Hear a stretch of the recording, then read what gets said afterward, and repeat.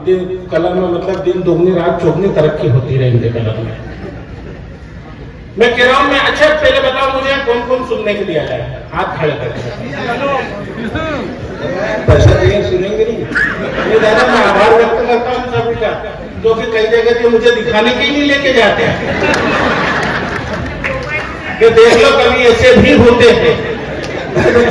संजय, कुछ महिलाएं ये सोच रही हैं तेरे को देख के, अरे इससे बढ़िया तो हमारा ही वाला है।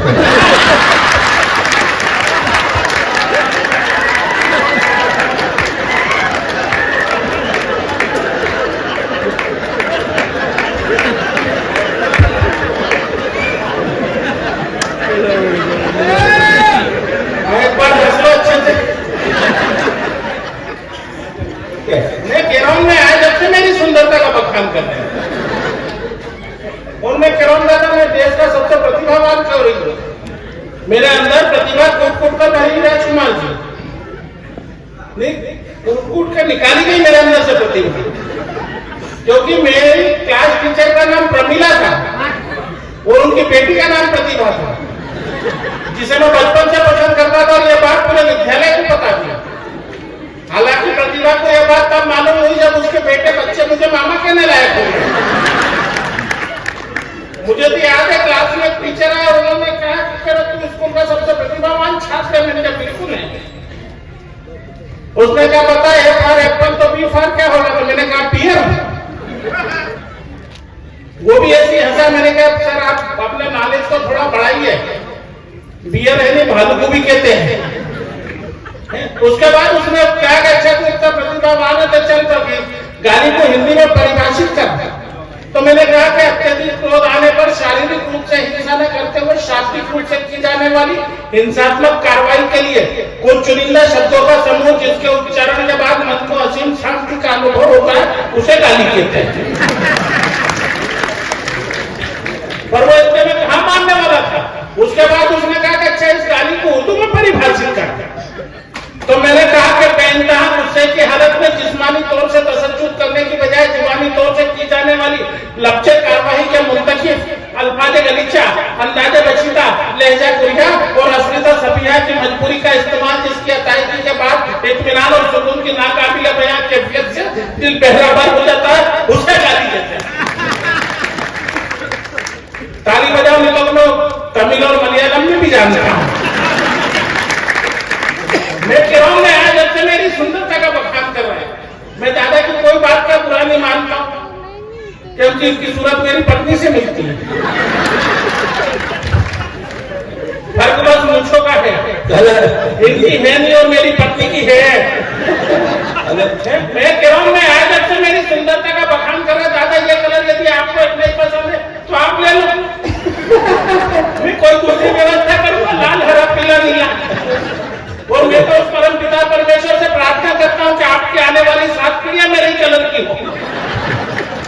ये जीवन तो व्यर्थ हुआ दादा। संजय ऐसा है, जो तुम्हारे मेरे कलर की बात करते हैं, इससे बढ़िया कोई बात नहीं हो सकती कि काले कोयले पर काला तवा रखकर जब सफेद रोटी बनती है तो उसको खाने के बाद लोगों के मुंह से कविता निकलती है।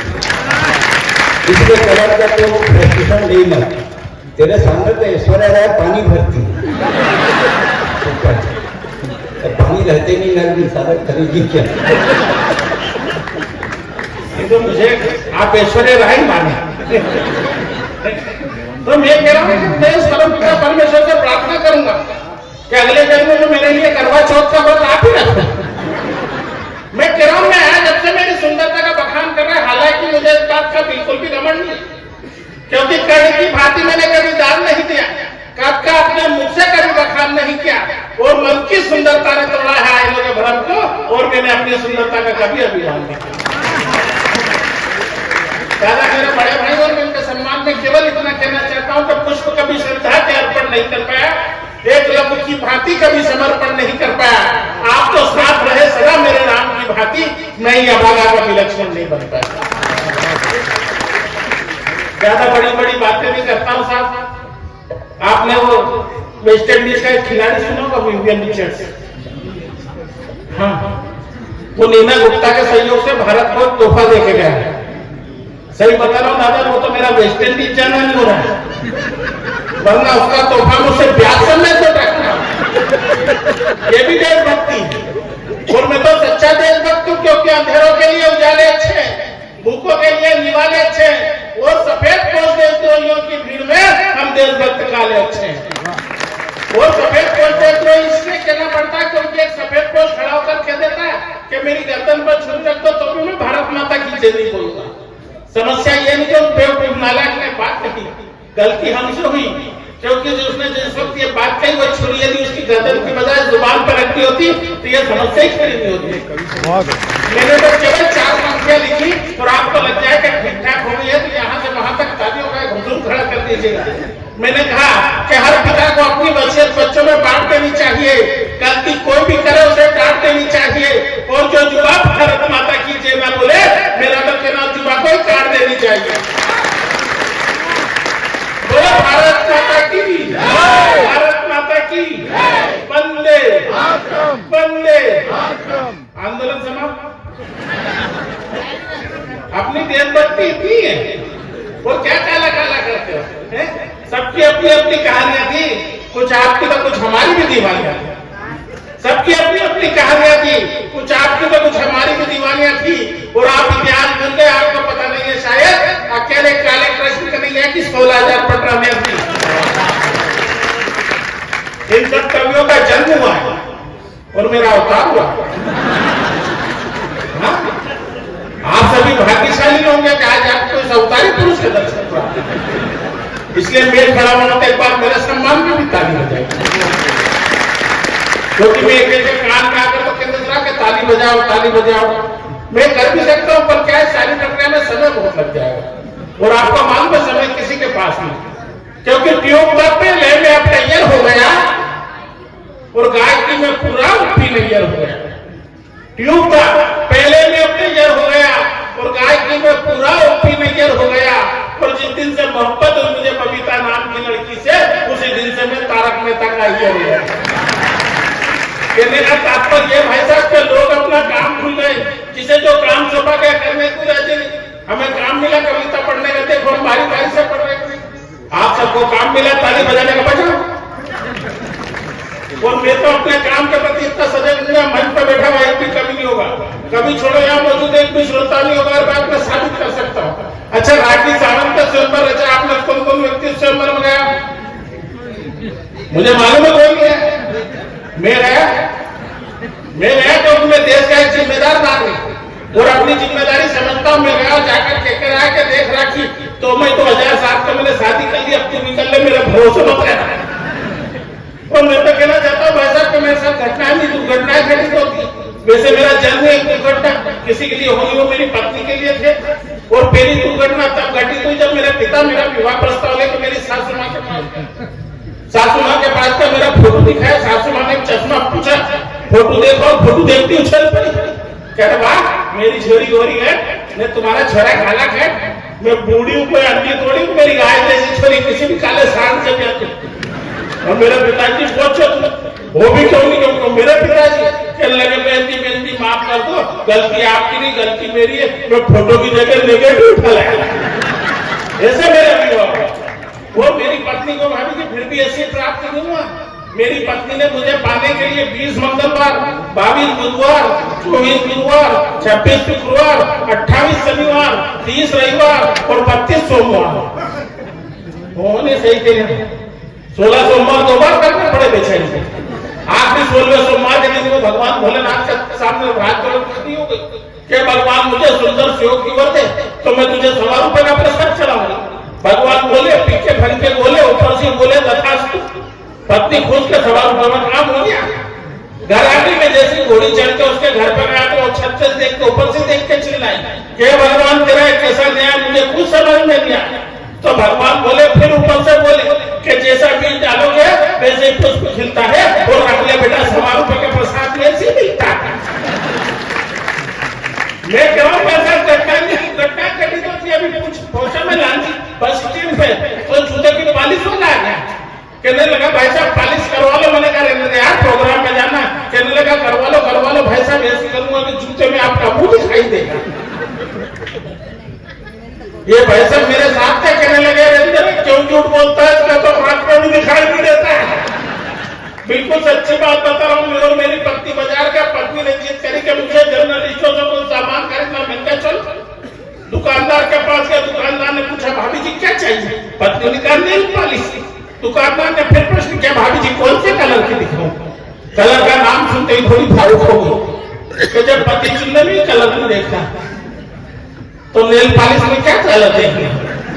दुकानदार ने क्या भाभी जी ईश्वर अवसर बार बार नहीं लेता, उस समय नहीं दिया था, इस समय दिया, अवसर का लाभ उठाइए, बताइए कौन से कलर की दिखाऊं।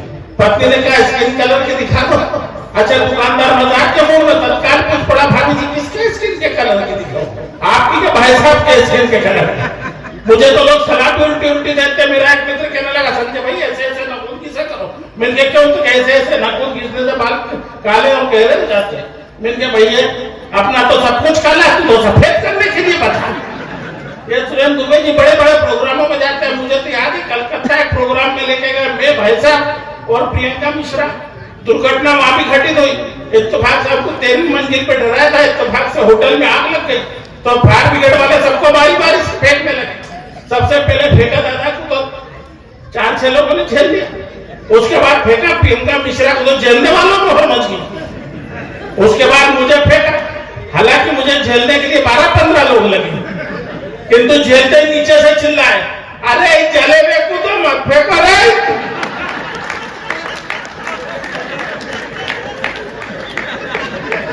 बढ़िया एक बार ताली बजाओ।